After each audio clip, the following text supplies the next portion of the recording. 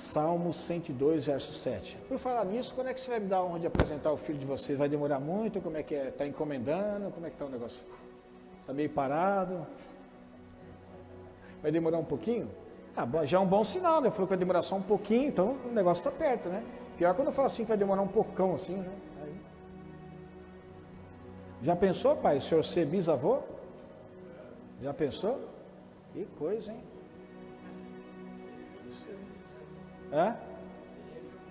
É, o primeiro bisneto. Então vamos lá. Salmo 102, verso 7. O salmista diz assim: não consigo dormir. Tornei-me como um pássaro solitário no telhado. Vou repetir.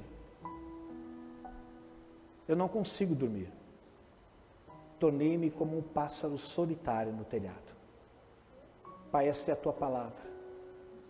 Espírito Santo de Deus, que em mim habita e que também habita em cada um daqueles que nasceram de novo e que aqui estão. Transmita essa palavra através de um vaso imperfeito como eu, de tal forma que ela não apenas entre pelos nossos ouvidos, mas desça ao nosso coração e ali faça morada. Amém. Eu fico imaginando a condição desse salmista. Vamos dar um pouco de crédito às mulheres, ou desta salmista, quem sabe foi a mulher que escreveu, né? Por que não? De quem escreveu? Vamos colocar assim. Eu fico pensando o estado em que se encontrava o coração dessa pessoa. Se você ler o Salmo todo, você vai perceber que, inclusive no início do Salmo, na abertura do Salmo, ele fala assim que foi escrito por uma pessoa que estava aflita em seu coração, com o coração angustiado, amargurado. E no versículo 7 fica evidente aquilo que nós suspeitávamos desde o princípio, mesmo não sendo cada um de nós o Chapolin Colorado. Quando ele diz: sinto-me, não consigo dormir. A probabilidade que esta pessoa provavelmente estava sofrendo de insônia ou com algumas preocupações é muito grande, ela perdia até o sono. E o mais interessante que eu quero chamar a atenção de você é que ela diz que o sentimento dela, ela expressa como ela estava se sentindo. Ela se sentia como um pássaro solitário no telhado. Alguém já viu um pássaro solitário no telhado? Que ele está meio cabisbaixo, talvez porque está com as asas feridas, ou porque está adoentado, ou porque está cansado, ou porque está velho. Mas é triste você ver a cena de um pássaro em cima de um telhado sozinho, e que se você tacar alguma coisa nele, parece que nem sequer ele tem força para sair voando dali. Parece que as suas forças se esgotaram, parece que o tempo da sua vida já chegou ao fim. Parece que aquilo que era tão fácil para ele, sobrevoar os telhados, sobrevoar as casas, sobrevoar algumas residências, tornou-se algo tão difícil. Aquilo que era tão natural para ele, voar, porque ele foi feito para voar, tornou-se algo impossível. E o salmista, quando ele diz assim: eu estou como um pássaro solitário no telhado, eu fico imaginando que ele se sentia como uma pessoa que estava impossibilitada, incapacitada de fazer aquilo que normalmente ele fazia, mas que infelizmente, por razões que talvez nós desconheçamos, ele não conseguia fazer mais. E eu paro para pensar como é triste a vida de uma pessoa solitária, como deve ser amargurada o tempo de existência da vida de uma pessoa que anda solitária. Nós sabemos que andar sozinho, às vezes é uma opção nossa, mas tornar-se alguém solitário não deve ser uma opção nossa. Quantas pessoas talvez já disseram para você que ela anda cercada por pessoas, mas dentro dela ela se sente como alguém sozinho? Como uma pessoa que está cercada por pessoas pode sentir-se solitária? A questão não é a presença externa, mas a questão é a presença interna. Eu diria para você que não são poucas pessoas que embora estejam cercadas por pessoas, acompanhadas por pessoas, dentro dela existe um vazio muito grande. Um vazio que não é preenchido pela presença daquelas pessoas, um vazio que não é preenchido mesmo que soe a mais linda melodia, um vazio que não é preenchido, mesmo que ela possa acessar a sua conta e encontrar lá um valor considerável, a ponto dela dizer assim, posso escolher qualquer lugar do mundo para viajar agora, e mesmo assim, se ela fizer essa viagem, ela ainda sentir-se-á vazia e solitária.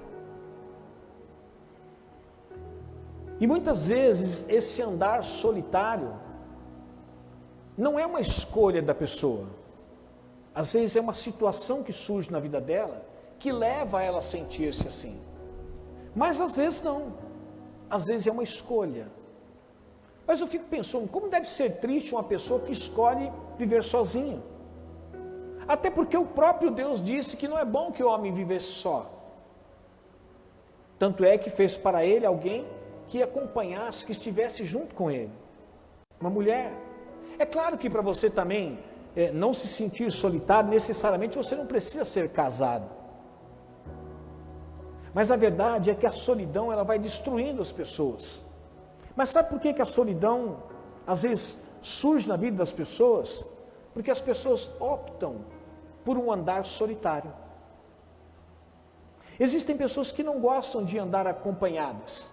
Elas preferem andar sozinhas. Elas preferem morar sozinhas. Elas preferem sair para a noite, de repente, para um barzinho. E mesmo estando na companhia, ou pelo menos estando acompanhada de várias pessoas, cercada por várias pessoas, talvez até de músicos tocando, servindo um bom prato, mesmo assim ela prefere estar sozinha, é uma escolha dela. E pessoas com essa característica, normalmente elas não permitem que ninguém entre na vida delas. Elas vivem uma vida de ostracismo, ou seja, dentro de uma ostra. A vida delas se resume nela mesma. E parece que mesmo quando existe uma tentativa dela estabelecer relacionamentos, parece que ela faz a escolha de não ter tanto relacionamentos, para que quando ela decidir ficar sozinha ou solitária, ela não precise ficar dando tanta satisfação para tantas pessoas. O número é sempre menor. Eu quero dizer para você, meu irmão e minha irmã, que permitir que pessoas façam parte da sua vida é uma decisão que você vai ter que tomar. E permitir que pessoas não façam parte da sua vida também é uma decisão que às vezes você tomou. Às vezes as pessoas se queixam de solidão, mas elas não percebem também que elas não se tornaram pessoas acessíveis. Não se tornaram pessoas abertas a novos relacionamentos, ou a formar um círculo de amizade grande. Ela se queixa de algo que ela mesma proporciona a ela. E eu queria então nessa noite dar continuidade sobre aquilo que eu estava falando pela manhã, dizer para você, permita que alguém entre em sua vida. Ah, pastor, mas eu tenho meu pai, eu tenho minha mãe, eu tenho meu irmão, eu tenho as pessoas aqui, as pessoas acolá. Mas às vezes se você perguntar para essa mesma pessoa que diz que tem todas essas pessoas, como é que é a sua vida? É uma vida completa ou uma vida solitária? Ela diz assim, inexplicavelmente, eu me sinto solitário. Mesmo tendo pai, mesmo tendo mãe, mesmo tendo irmãos, mesmo tendo aqueles que eu posso chamar de colegas ou amigos, ainda continuo me sentindo solitário. Sabe, meus irmãos, relacionamento, ele é iniciado, mas ele precisa ser desenvolvido. Tanto é que nós temos classes de pessoas. Algumas pessoas nós as chamamos de colegas. Outras pessoas nós chamamos de conhecidos. Outras pessoas nós chamamos, não, esse é meu amigo. Ou esses são os meus amigos. Por quê? Porque com aquelas pessoas, por razões pessoais, que nós talvez desconheçamos, você decidiu estreitar o relacionamento. Que um dia aquela pessoa foi para você um conhecido, passou a ser um colega e hoje tornou-se um amigo. Mas foi uma decisão sua. O problema é que as pessoas às vezes se sentem solitárias, mas elas também não proporcionam nada às pessoas que cercam a sua vida, para que essas pessoas possam fazer parte da sua vida de tal forma que elas não se sintam mais solitárias. E existem pessoas que se tornam solitárias porque elas entendem que elas não precisam de ninguém. Elas dependem única e exclusivamente delas. Eu falava hoje pela manhã que aquele que acha que não precisa de ninguém está redondamente enganado. Inclusive usei a ilustração de quando você levanta pela manhã e você vai lavar o rosto, você já está precisando de alguém. E a pergunta foi, mas de quem que eu estou precisando para lavar o rosto? De quem você está precisando para lavar o rosto? Você precisa de alguém para lavar o rosto? Pois é, esse é o nosso engano. Precisamos. Sabe por quê? Porque se naquele momento, Douglas, você chegar assim, ó, abrir a torneira e não tem água, você vai conseguir lavar o seu rosto? Mesmo que você tenha as mãos, mesmo que você tenha pago a conta em dia, mas não tem água. E sabe o que você vai precisar? Que alguém ou algumas pessoas que trabalham na Sabesp venham fazer o reparo em algum problema que surgiu e que foi cortado o fornecimento de água para sua casa. Então, de certa forma, você vai precisar daquela pessoa que vai lá fazer o reparo, para que depois que fizerem o reparo, essa água possa chegar até a sua casa. Então, indiretamente ou diretamente, você pode dizer assim, eu precisei daquela pessoa. Por exemplo, essa semana, foi semana passada que quebraram o cano aqui, Sérgio? Semana passada. Semana passada o Sérgio estava saindo aqui, vocês podem ver que aqui nós temos 3 cavaletes, um para cada casa, né? A igreja, casa 1 e casa 2. O Sérgio levantou pela manhã e estava tudo destruído, quebraram o cadeado ali e rebentaram o cavalete. Aí, obviamente, a água que vinha da rua estava sendo toda desperdiçada. Até que alguém foi lá, conseguiu tampar, o Sérgio comunicou a Sabesp e vieram fazer o reparo. Eu pergunto para você, se não tivesse feito o reparo, quinta-feira você fosse no banheiro e fizesse o número 2, como é que ficaria a nossa situação aqui? E se alguém tivesse esquecido de avisar você que não tivesse água? Provavelmente você não ia sair daqui, ia pedir um balde para a vizinha, para encher de água e trazer aqui para jogar. Você não ia fazer isso, né? Você ia precisar de que alguém sanasse seu problema lá depois. Quando você levanta pela manhã e toma um banho quentinho, você precisa de alguém? Talvez você fale assim, não, não precisa de ninguém.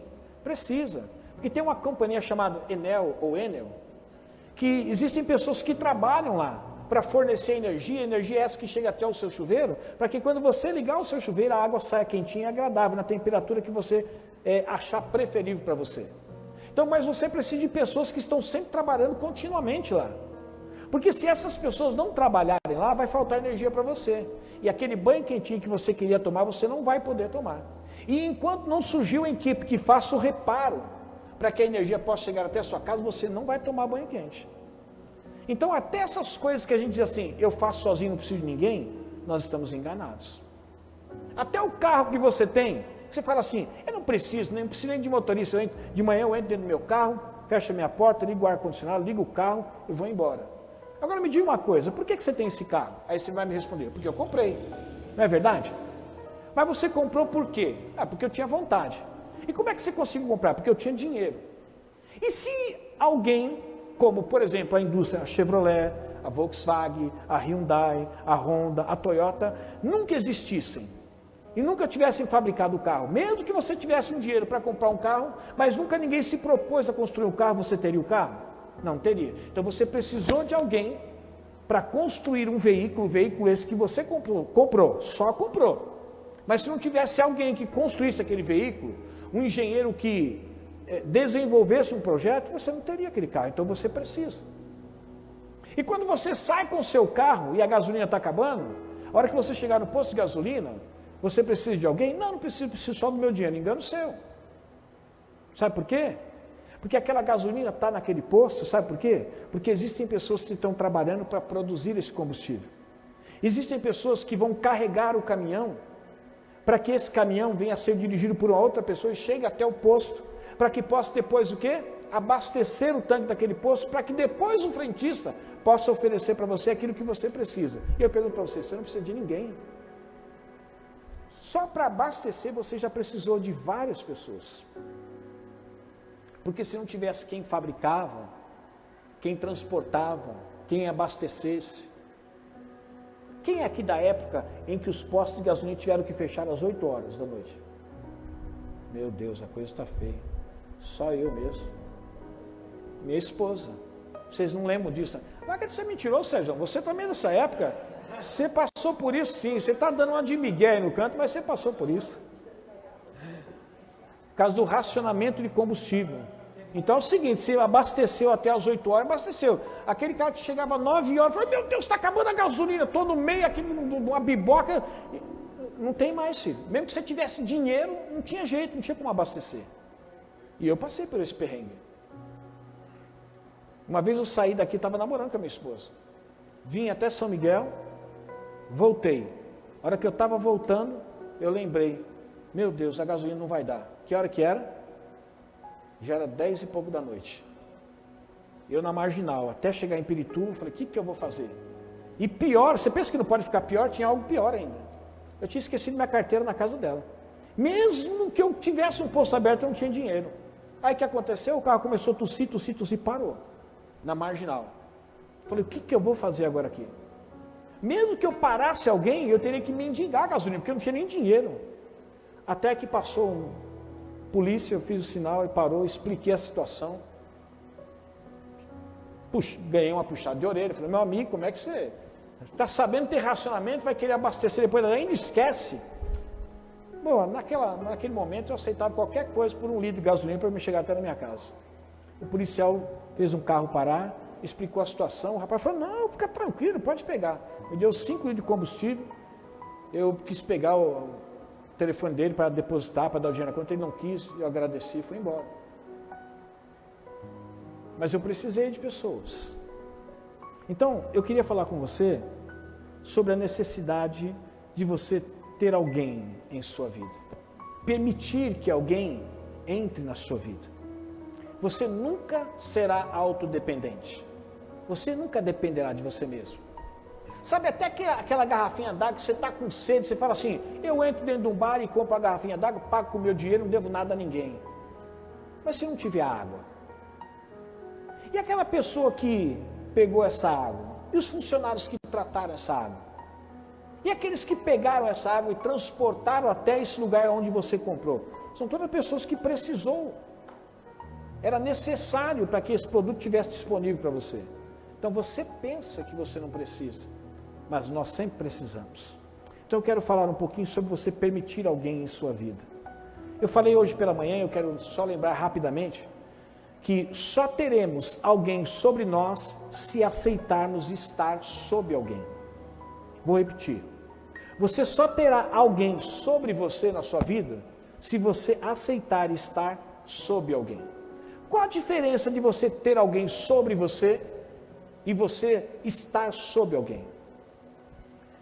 É interessante que quando a gente olha para os nossos pais, eles são autoridades sobre a nossa vida, são ou não são? Então eles estão sobre nós. Mas o que vai evidenciar a autoridade dos nossos pais para conosco, não são os nossos pais, somos nós mesmos. Quando nós decidimos estar sob os nossos pais. Qual a diferença estar sobre e estar sob?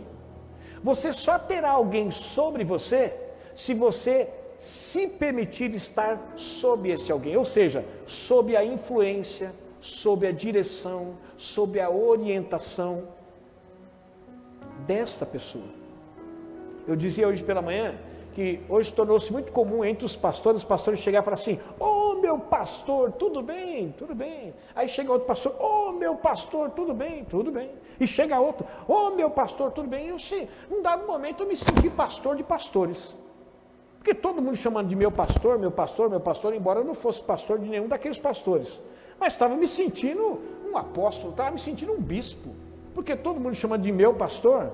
Mas eu sei que na realidade, isso dentro de uma lógica, não é verdade.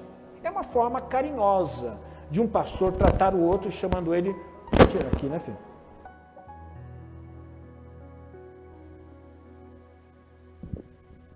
É uma forma carinhosa de um pastor tratar outro pastor. Mas não significa que quando ele diz assim, meu pastor, eu sou o pastor dele. Também não significa que quando você, como ovelha, diz assim, eu tenho um pastor, ele é meu pastor. ele é alguém que está sobre a minha vida espiritualmente. Isso também não significa que eu estou. Isso só vai ser evidenciado se eu sou um pastor que estou sobre a sua vida, quando você estiver sob a minha orientação, sob a minha influência, sob o meu aconselhamento, sobre as minhas diretrizes, entendendo que não são minhas, mas dadas pelo Espírito de Deus. Você só vai ter alguém sobre a sua vida se você aceitar estar sob alguém. Eu usei o texto de Pedro 5,5 que diz assim: sujeitem-se, jovens, da mesma forma, jovens, sujeitem-se aos mais velhos. Uma coisa é você entender que as pessoas são mais velhas e que você deve respeito a elas. Outra coisa é você estar sob aquele que está sobre você, ou seja, os mais velhos.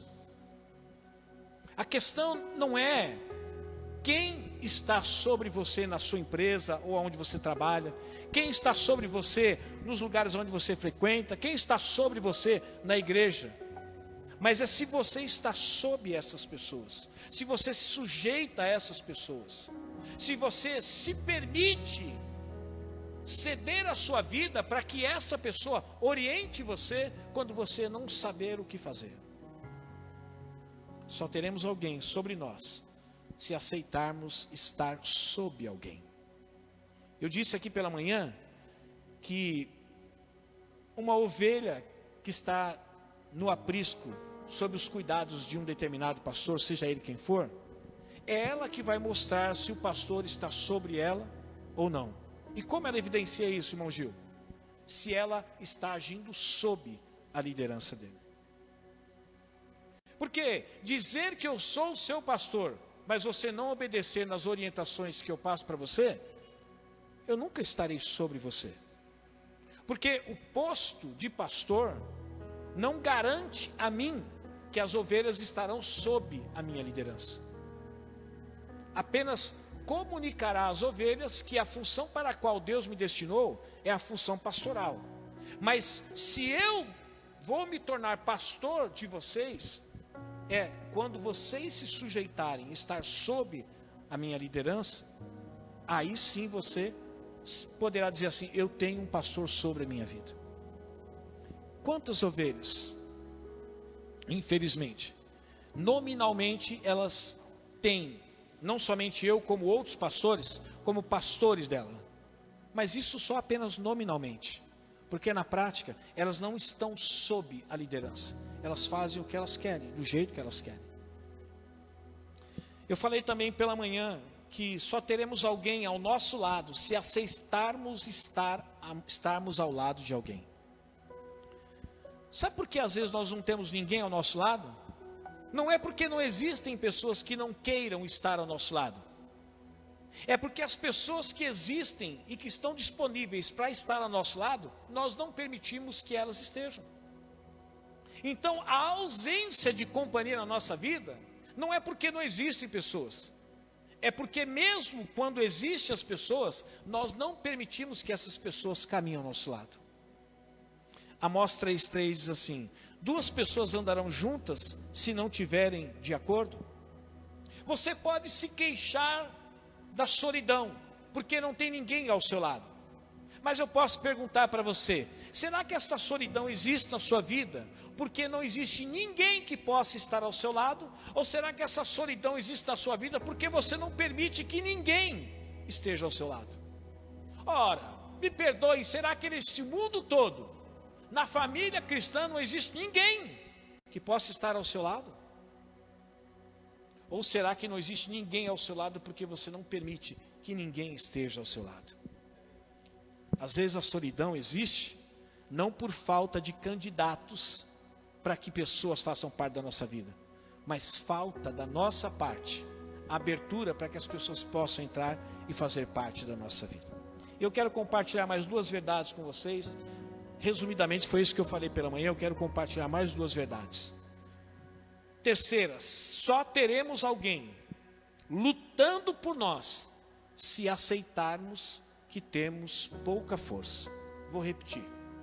Só teremos alguém lutando por nós se nós aceitarmos que nós temos pouca força.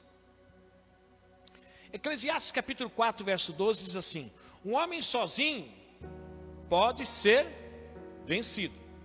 Ele está dizendo assim, existe uma possibilidade de que às vezes sozinho você possa ganhar, mas também existe uma possibilidade de que sozinho você possa vir perder. E ele continua: mas dois conseguem defender-se, o cordão de 3 dobras não se rompe com facilidade. Meus irmãos, às vezes nós desejamos pessoas que estejam ao nosso lado para lutar por nós, ou para lutar conosco, mas às vezes a ausência dessas pessoas ao nosso lado para lutar conosco ou lutar por nós, se dá devido que nós não admitimos que temos pouca força para fazer aquilo que nós queremos fazer. É mais ou menos assim: olha, eu gostaria que você viesse me ajudar, Pedro, aqui arrumar a antena aqui. Eu podia fazer sozinho, mas já que você está em casa sem fazer nada, vem me ajudar. Eu estou declarando para ele o quê? Eu posso fazer isso sozinho, mas já que você não está fazendo nada, vem me ajudar. Outra coisa, eu dizer assim: Pedro, você está ocupado, filho? Não, pai, estou desocupado. Filho, eu preciso trocar uma antena, mas sozinho eu não consigo. Eu estou declarando o quê? A minha pouca força, a minha dependência de mais uma pessoa, porque eu preciso realizar aquela tarefa, mas eu não tenho força suficiente, habilidade suficiente, competência suficiente para realizar aquela tarefa, mas eu sei que com o auxílio do Pedro, eu consigo fazer. Então vejam que são duas situações diferentes. Uma, eu dizer assim: eu sou capaz de fazer tudo isso aqui sozinho, mas já que vocês estão todos sentados sem fazer nada, vão me ajudar. Outra coisa é eu dizer assim: irmãos, eu preciso fazer tudo isso aqui sozinho. Eu vou ser sincero, eu não consigo. É impossível para mim. Ah, pastor, mas será que você não vai gastar mais tempo? Eu falei: não, não consigo. Até porque eu não tenho habilidade para colocar carpete. Eu posso até tentar, mas eu não tenho habilidade. Eu não tenho habilidade para fazer a ligação dos fios. Eu posso tentar. Mas se eu tiver alguém como o Douglas, que pode fazer, ele gosta, você precisa de fio soldado, você fala com o Douglas, tá? Se precisar soldar os fios, o Douglas solda os fios. Se precisar um trabalho manual da pastora, com delicadeza, de colar carpete, chama ela destrói a sua casa, não vai conseguir nada, não chame ela. Se você precisar de um animador de festa para ficar tocando instrumento enquanto você trabalha, chama o Pedro. O Pedro é que ele vai ficar tocando as músicas para você, vai até animar você, mas cada um no seu quadrado. Quando você chega perto de alguém, irmão Gil, diz assim: não existe nada que eu não possa fazer, mas eu gostaria que você me ajudasse. Não que eu preciso, mas já que você está aqui, me ajuda. Dificilmente você vai conseguir uma ajuda dessa. Mas se você disser assim: existem algumas coisas que eu não consigo fazer, Camila. Eu tenho habilidade em algumas coisas, mas tem outras que eu não consigo fazer. Mas eu sei que você tem essa habilidade em fazer um bolo gostoso. Eu não tenho essa habilidade. Então, eu compro os ingredientes, você faz, Camila? Eu estou declarando a minha o quê? A minha pouca força, a minha inabilidade, se é que existe essa palavra, de fazer aquilo que ela facilmente faz. Meus irmãos, nós só teremos alguém lutando por nós se aceitarmos que nós temos pouca força, ou seja, não somos capacitados para fazer aquilo que precisamos ou queremos fazer. Mas enquanto nós acharmos que somos capazes de fazer tudo sozinhos e não precisamos de ninguém, você nunca vai ter ninguém lutando por você ou com você. Não é que as pessoas precisam olhar e ver em você a sua fragilidade. É que as pessoas precisam olhar e ouvir de você que você na realidade precisa dela. Ela é indispensável para você. Ela é insubstituível para você. Ela é alguém que, se não fizer parte do processo, daquilo que você, do seu projeto, esse projeto não vai ser concluído. Então ela se torna alguém indispensável. Eu quero perguntar para você: você está lutando sozinho? Talvez porque as pessoas olham para você e você está sempre dizendo para ela, ou com palavras ou com gestos, que você consegue fazer tudo sozinho. E sabe quando você vai receber a ajuda de alguém para lutar com você? Nunca. Às vezes tudo que as pessoas querem ouvir é assim: Camila, eu preciso de você, filha. Não é preguiça minha, é que eu não sei fazer isso, eu preciso. Douglas, eu preciso de você ver, eu não consigo fazer isso aqui.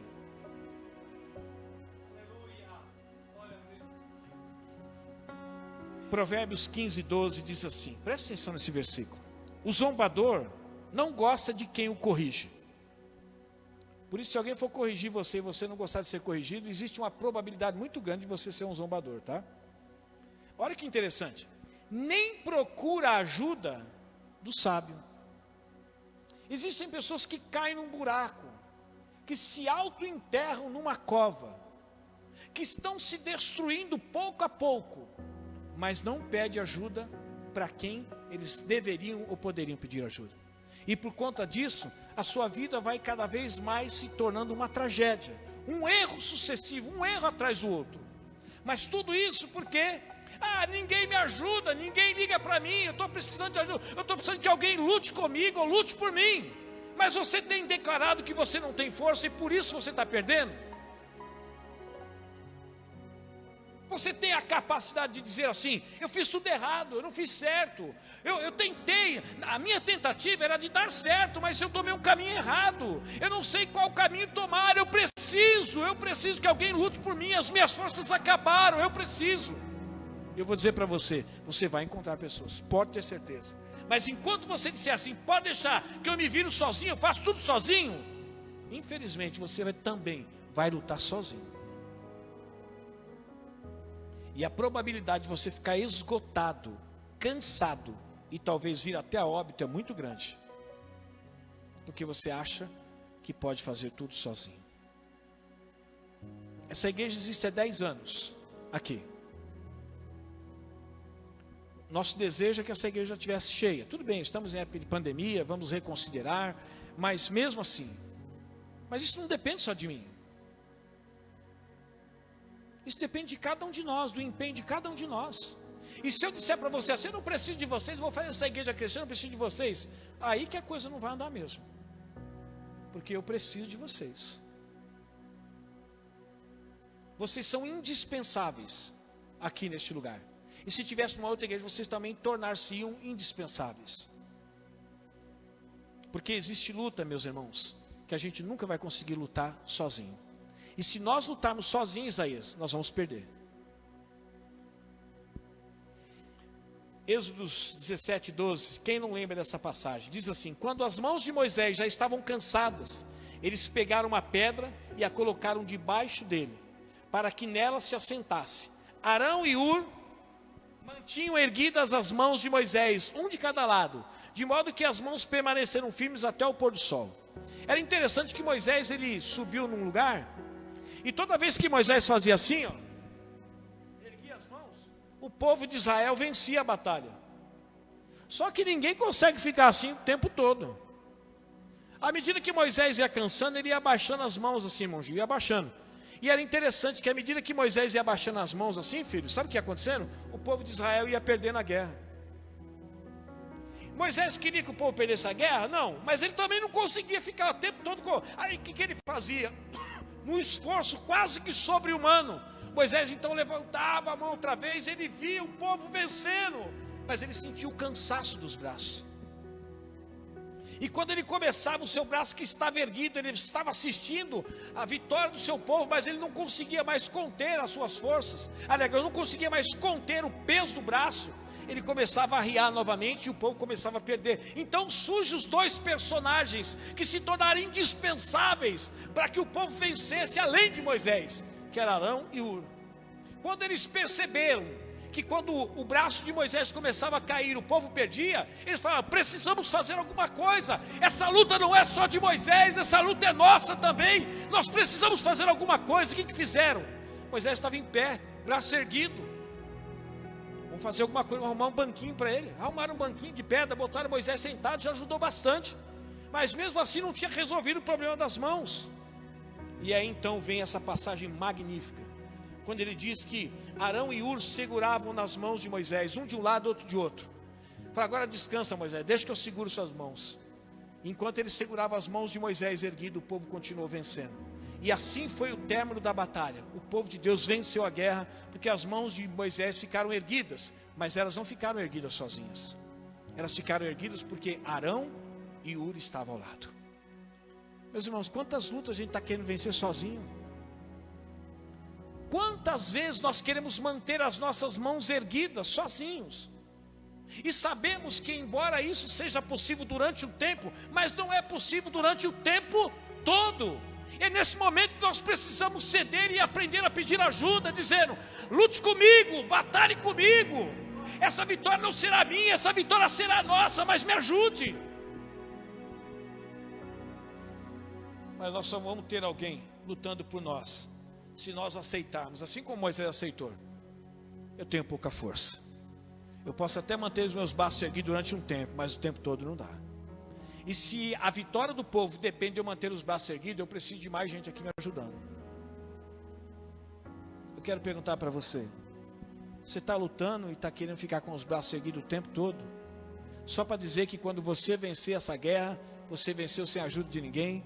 Deixa eu dar uma triste notícia para você: você vai perder.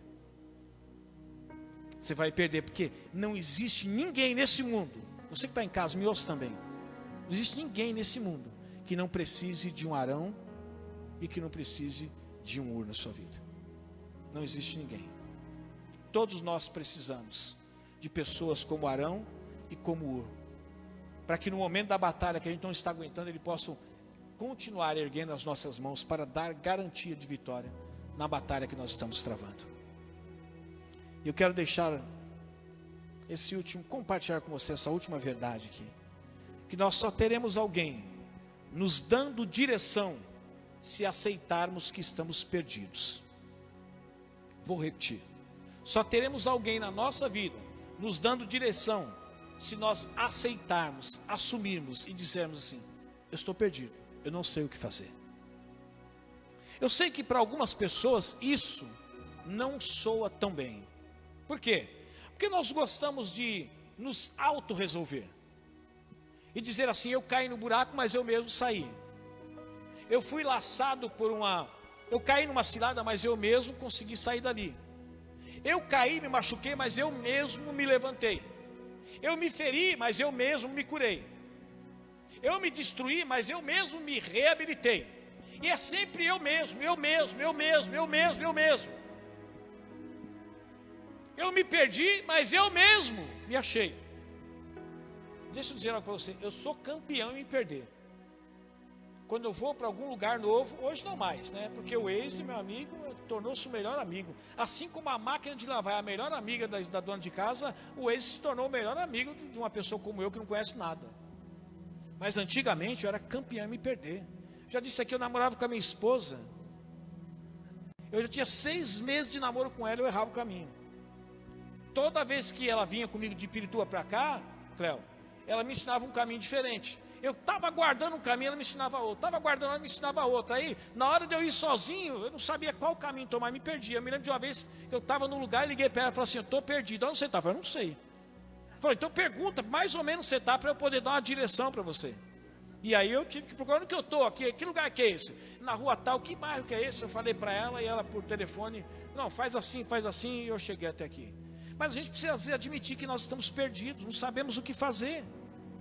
E às vezes isso para a gente é um tanto quanto vergonhoso, né? Poxa, como pode uma pessoa como eu, um profissional como eu, um pastor como eu, um músico como eu? Isso acontece. Às vezes não se perde tocando, filho? Acontece. Aqui 2 ótimos músicos, não é porque é meu filho, mas tem meu filho. Está aqui o meu sobrinho, o Aleph. Você nunca se perdeu tocando bateria? Acontece. Acontece com os melhores. Mas é preciso que a gente admita: olha, eu preciso de uma direção, mas é preciso admitir que eu estou perdido. E estar perdido não é feio. É feio continuar perdido e ninguém te achar. Provérbios 12:15 diz assim: o caminho do insensato parece-lhe justo, mas o sábio ouve os conselhos. Você vê que é interessante que ele diz que o caminho do insensato, para o insensato, parece que está certo. E ele está chamando ele do quê? De insensato. Mas sabe qual é a concepção que o insensato tem a respeito do caminho que ele está tomando, o caminho? Que está certo. É mais ou menos assim: ele está perdido, mas não admite que está perdido, e parece que está certo. E sabe o que vai acontecer com ele, mané? Ele vai continuar perdido. Mas ele diz que o sábio ouve conselhos. Você está perdido na sua caminhada, meu irmão, você que está em casa, está perdido? Assuma, eu estou perdido. Porque só teremos alguém nos dando a direção se nós aceitarmos que nós estamos perdidos. É tão difícil você querer dar direção para a vida de uma pessoa que não se acha perdido. Porque todo caminho que você aponta, irmã Maria Neide, todo caminho que se aponta, a pessoa fala assim, não, eu já sei. Não vou fazer isso. Então você fala, pô, como é que eu vou dar uma saída para uma pessoa que para ela já sabe qual é a saída? Você está vendo que ela está no caminho errado. Você está vendo que o caminho que ela tomou é um caminho que na realidade não é uma saída. É um lugar onde vai levar ela numa rua fechada. Uma rua sem saída. Mas enquanto ela não admitir que ela está perdida e que o rumo que ela está tomando é rumo a uma rua sem saída, não existe como você dar direção. Sabe por que algumas pessoas estão perdidas? Sabe por quê? Não é porque na realidade ela se tornou vítima de um sistema. Ela só está perdida porque ela ainda não admitiu que ela está perdida. Por isso que ela continua perdida. Mas quando ela admitir que ela tomou o caminho errado, que ela se perdeu, surgirá pessoas na vida dela para dizer assim, eu tenho um caminho. Você pode ver que a mensagem do Evangelho, parte dela consiste nisso. Quando muitas pessoas ficam desesperadas, sem esperança, tiraram o chão dela, falaram assim, eu estou perdido, perdi meu marido, perdi meu filho, perdi a esperança, perdi o emprego, perdi tudo, perdi a noção do que é real e irreal, eu não sei mais o que fazer. Aí nós surgimos com a mensagem do Evangelho. Você está perdido? Eu conheço o caminho. Conheço. E é um caminho que não vai só endireitar o seu caminho, mas vai endireitar o caminho daqui e o caminho depois da morte. Chama-se Jesus Cristo. Ele é o caminho, a verdade e a vida. Ninguém chega ao Pai se não for através dele. Lucas 15:17 diz assim, caindo em si, ele disse, quantos empregados de meu pai têm comida de sobra, e eu aqui morrendo de fome? Eu me porei a caminho e voltarei para o meu pai e lhe direi, pai, pequei contra o céu e contra ti.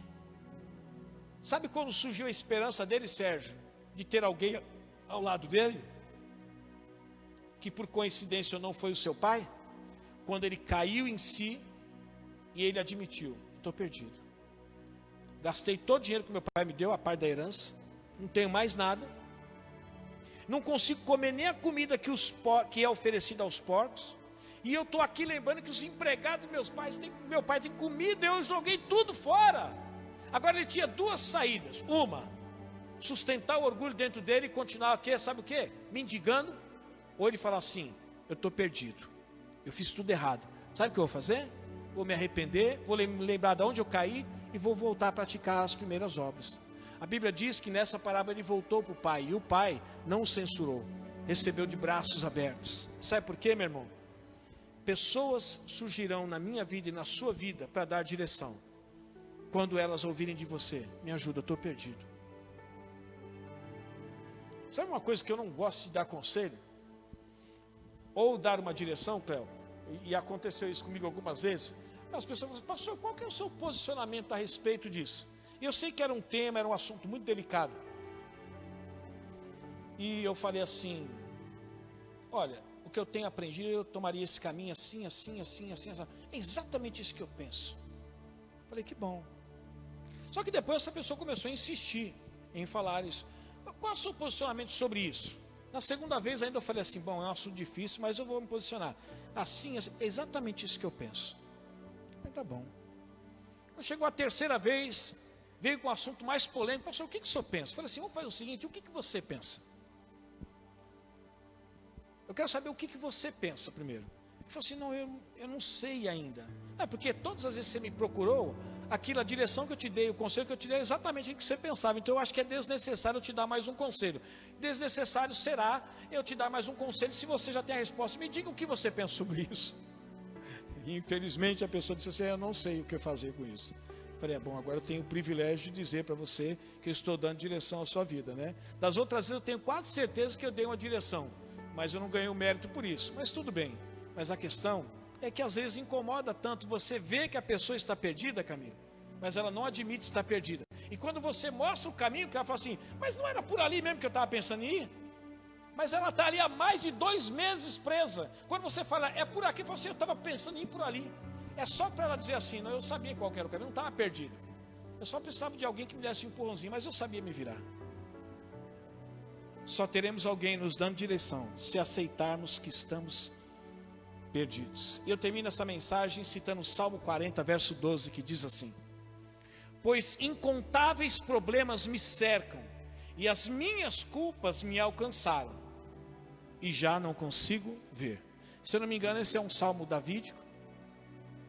Davi, ele está dizendo assim, olha, eu tenho tanto problema, mas tanto problema, que eu já perdi a conta dos quantos problemas eu tenho. Talvez você diga assim, será que ele não cometeu uma hipérbole, um exagero? Não. Olha, um cara que está na frente de um exército, ele tem muitos problemas.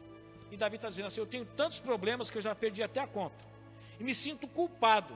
E eu vou ser sincero para vocês. Como diz meu pai, vou ser sincero. Eu já não consigo nem ver mais solução.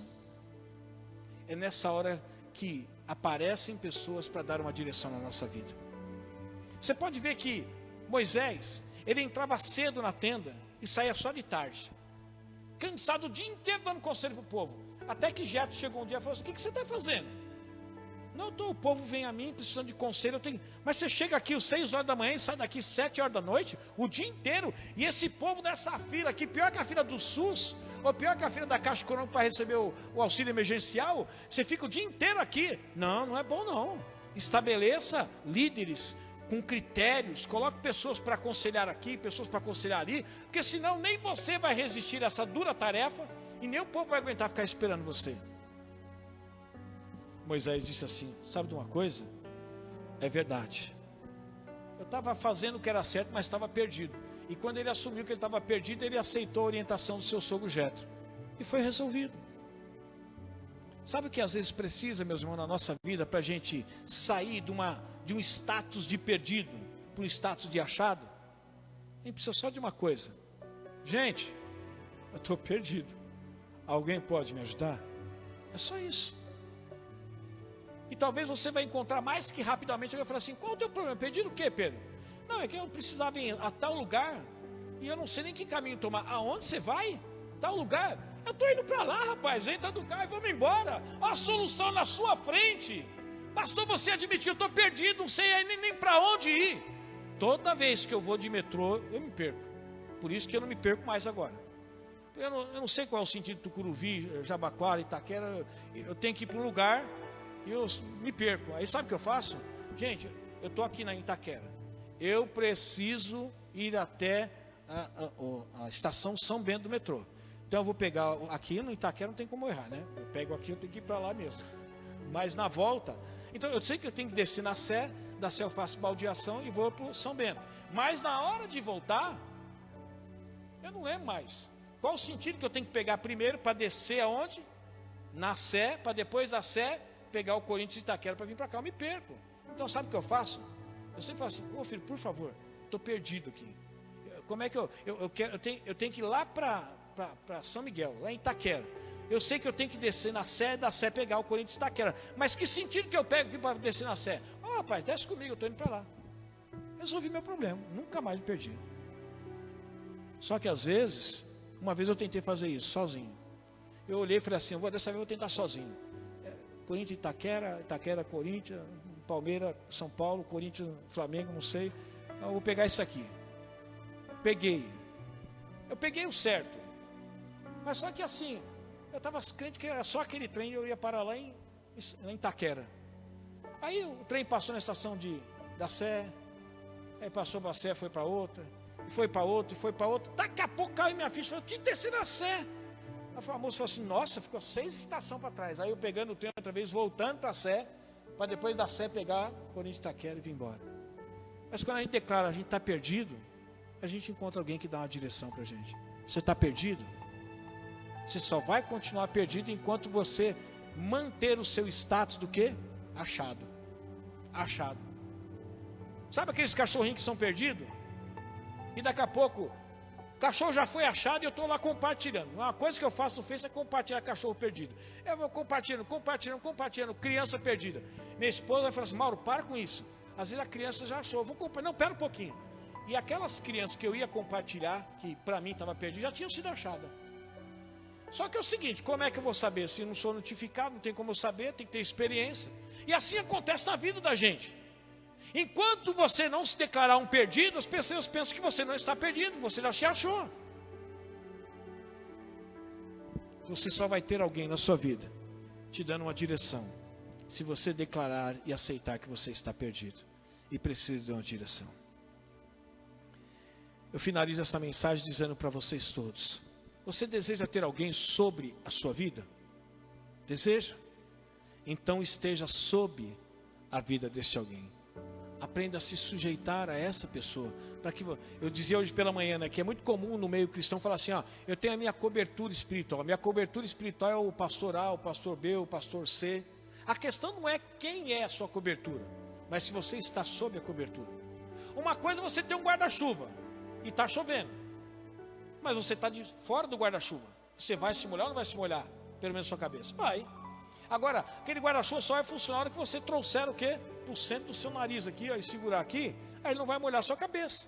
A questão não é ter uma cobertura, mas se você está sob essa cobertura. Estar sob essa cobertura é você se sujeitar. Você deseja ter alguém ao seu lado, meu irmão, minha irmã?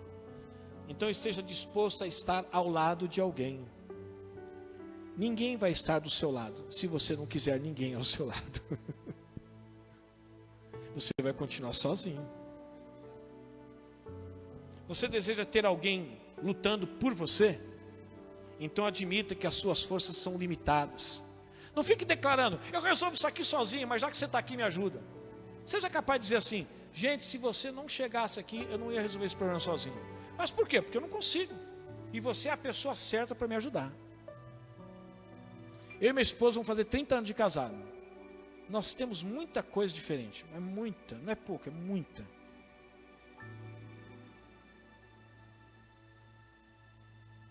Mas às vezes eu fico pensando que mesmo nessas diferenças, ela é a pessoa certa para mim, e eu acredito, pelo menos, que eu sou a pessoa certa para ela. Sabe por quê? Existem lutas que eu tenho que eu não consigo lutar sozinho, e ela sabe quais são. Eu não consigo. Eu já tentei lutar sozinho, eu não consigo. Eu preciso dela.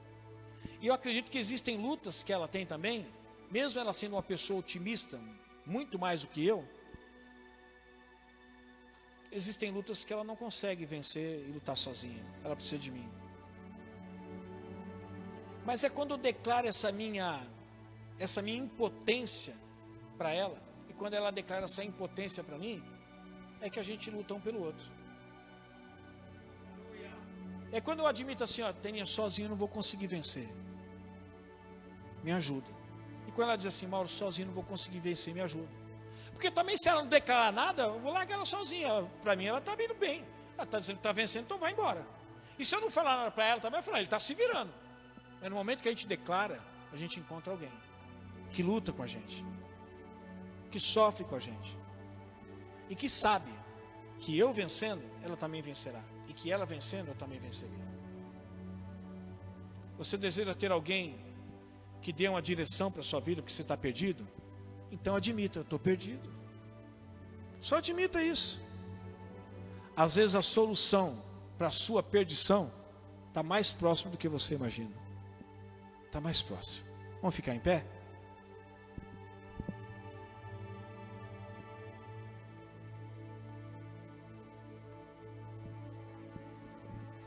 Não ande mais solitário. Não seja mais uma pessoa cercada de pessoas e mesmo assim se sentindo sozinho. É bom ter alguém sobre a gente. Alguém que você possa falar as coisas mais feias para ela, sobre o que você pensa e você sente, e ela vai falar para você assim, eu te entendo, filho. Mas você não vai me jogar no lixo, não? Não, de jeito nenhum, eu te entendo. É tão bom ter alguém assim. Mas é necessário que você esteja sob essa pessoa. Para que quando eu disser assim, mas você não quer mais continuar assim? Então vai tomar esse caminho agora. Para que eu seja sobre você, você precisa estar sobre mim. E se ele disser assim, não, então eu vou fazer isso. E quando ele vê que ele faz aquilo, dá certo, funciona, ele fala, é essa pessoa que eu quero sobre a minha vida. Porque eu quero viver sob a liderança dela, sob a orientação dela. Porque é uma bênção de Deus. Eu quero terminar essa mensagem dizendo para vocês, você tem se sentido sozinho, solitário? Tá? Tá, porque quer. Porque não falta pessoas para estar do seu lado. Não falta pessoas para estar sobre você, te ajudando. Não falta pessoas para estar lutando com você ou por você. Não falta pessoas para dar direção à nossa vida. Só falta uma coisa. A gente admitir, quando precisa de direção, que está perdido. A gente admitir que a gente tem pouca força. Aí as pessoas vão lutar pela gente. Veja o caso do Bruno. Já pensou se ele fosse um tetraplégico orgulhoso? Ele estaria sofrendo. Não, mas ele declara que ele precisa das pessoas. E assim ele está vencendo. De uma forma ou de outra, mas ele está vencendo. Você quer ter alguém do seu lado? Então você precisa reconhecer que você também precisa viabilizar para que as pessoas estejam do seu lado. Toda vez que alguém se aproxima, você manda embora.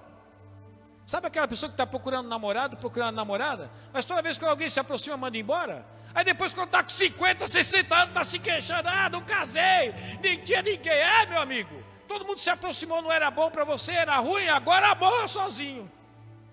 Infelizmente. Feche seus olhos. Pai de amor, o Senhor não fez nenhum de nós para vivermos sozinhos. Não. Esse negócio de solidão é muito ruim. Muito ruim. Eu desejo para os meus irmãos, e juntamente comigo, que nós sempre tenhamos alguém sobre nós. Mas a condição é eu estar sob essa pessoa que estará sobre mim. Eu desejo para os meus irmãos e para mim também, Pai, pessoas que estejam ao meu lado, mas que tanto eu quanto os meus irmãos sejamos pessoas que viabilizem a aproximação dessas pessoas que o Senhor enviará para as nossas vidas, para que elas estejam ao nosso lado. Senhor, eu desejo para os meus irmãos e para mim também, que pessoas lutem comigo, e talvez até no momento de insuficiência de força, Senhor, que algumas pessoas cheguem até a lutar por mim. Mas eu também, Pai, preciso admitir que tenho pouca força, e eu preciso da ajuda. Pai, eu desejo para os meus irmãos e para mim também, que surjam pessoas em minha vida que dêem uma direção, mas se a condição é eu declarar que estou perdido, Senhor, eu quero aprender a declarar isso, para que eu possa receber a ajuda daquele que pode me dar uma direção, sendo usado pelo Senhor, para me tirar do caminho, do lugar onde eu estou. Não queremos uma vida cheia de vazios. Queremos uma vida, Senhor, preenchida pela sua presença e preenchida pela presença de pessoas que o Senhor enviar às nossas vidas. Obrigado por esta palavra. Que ela fique guardada no melhor lugar dentro do nosso coração. Que nós não venhamos nos achar pessoas auto-independentes, que resolvemos todo e qualquer problema que surge na nossa vida, às vezes até causado por nós mesmos, e nós nos achamos na obrigação de resolver. Às vezes não conseguimos. Nós conseguimos cair no buraco, mas às vezes não conseguimos sair, Senhor. Que nós possamos entender que não somos autodependentes. Nós não dependemos só de nós mesmos. Nós dependemos de muitas outras pessoas, que tornam a nossa vida mais agradável e mais fácil, ou talvez menos difícil, mas nós precisamos delas. Que esta mensagem fique guardada no melhor lugar dentro do nosso coração. Que o amor de Deus, que a graça do nosso Senhor e Salvador Jesus Cristo, que a doce consolação do Espírito Santo de Deus esteja conosco e permaneça conosco desde agora e para todos sempre. Que o Senhor te abençoe e te guarde, que o Senhor faça resplandecer o seu rosto sobre ti e te conceda graça. Que o Senhor volte para ti o seu rosto e te dê a paz. Deus abençoe e tenha uma ótima semana. Não viva mais sozinho. Está cheio de pessoas aí querendo fazer parte da sua vida. vai viver sozinho só se quiser. Deus abençoe.